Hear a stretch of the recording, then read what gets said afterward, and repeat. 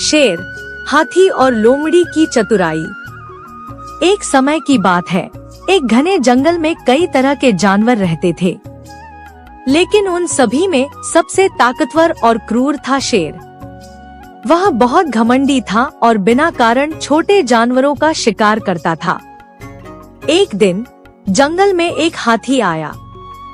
वह बहुत शांत और समझदार था, लेकिन उसमें अपार ताकत थी। हाथी के आने की खबर सुनकर शेर को बहुत गुस्सा आया। उसने सोचा, इस जंगल में सिर्फ मैं राजा हूँ, कोई और इतना ताकतवर कैसे हो सकता है। इस जंगल में एक बहुत चालाक लोमड़ी भी रहती थी। उसने शेर और हाथी के बारे में सुना और सोचा, अगर मैं अपनी बुद्धि से इन दोनों को आपस में लड़वा दूं, तो मुझे खुद ही फायदा होगा। शेर हाथी के पास गया और अकड़कर बोला, हाथी, तुम हमारे जंगल में क्यों आए हो? हाथी शांत स्वभाव से बोला, मैं यहाँ रहना चाहता हूँ। हम सबको मिलजुल कर रहना चाहिए। शेर गुर्राया, यह जंगल मेरा है, सिर्फ मैं यहाँ राज कर सकता हूँ। तुम यहाँ से चले जाओ, नहीं तो अंजाम बुरा होगा।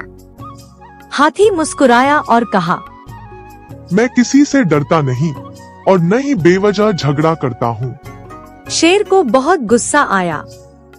उसने हाथी पर हमला करने के लिए छलांग लगाई, लेकिन हाथी ने अपनी सूंड से उसे पकड़कर जोर से धक्का दे दिया। शेर दूर जाकर गिर पड़ा। शेर पहली बार किसी को खुद से ताकतवर देखकर हैरान था, लेकिन उसने हार मानने से इनकार कर दिया और एक चाल सोचने लगा। लोमड़ी सब कुछ देख रही थी। उसने सोचा, अगर शेर और हाथी लड़ते रहे तो मेरा फायदा हो सकता है। सबसे पहले लोमड़ी शेर के पास गई और बोली, शेर राजा, क्या आपको पता है कि हाथी जंगल में सबको बता रहा है कि वह आपसे ज्यादा ताकतवर है? शेर गुस्से में गुर्राया, क्या उसने ऐसा कहा? लोमड़ी चालाकी से बोली, अगर आप सच में राजा हैं, तो उसे हरा कर दिखाइए। इसके बाद लोमड़ी हाथी के पास गई और कहा, हाथी भैया, शेर तुमसे जलता है और तुम्हारे खिलाफ षड्यंत्र कर रहा है। हाथी हैरान होकर बोला, सच में? लोमड़ी सिर हिलाते हुए बोली, हाँ, वह कह रहा है कि वह किसी भी हाल में तुम्हें जंगल से भगा देगा। हाथी अब सतर्क हो गया। शेर ने सोचा कि सीधे लड़ाई से हाथी को हराना मुश्किल होगा, इसलिए उसने एक चाल चली।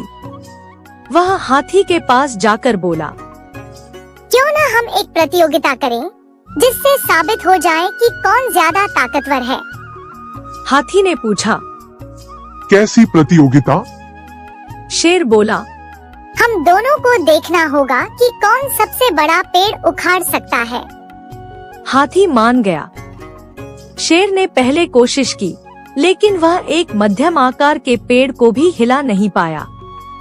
फिर हाथी ने एक बहुत बड़े पेड़ को अपनी सूंड से पकड़कर झटके से उखाड़ फेंका। पूरा जंगल हिल गया।